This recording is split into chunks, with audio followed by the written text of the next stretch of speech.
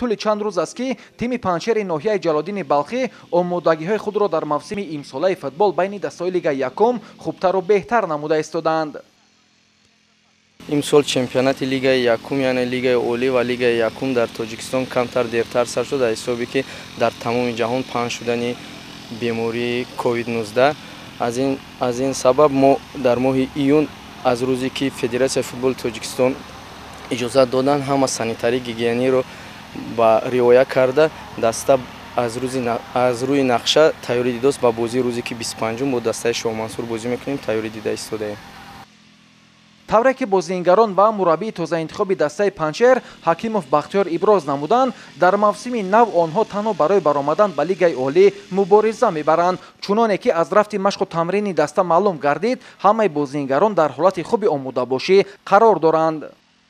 طبق جدول واخوری‌ها تیم پنچر ناحیه جلالدین بلخی اولین دیدار خود را در موسم نو در میدان خود با دسته شاه منصور شهر دوشنبه برگزار می‌نماید. باید ذکر نمود که دسته پنچر سال گذشته در لیگ عالی هنرنمایی می‌کرد و در آخر موسم این دسته به ناکامی دچار گردیده به لیگ یکم برگشت.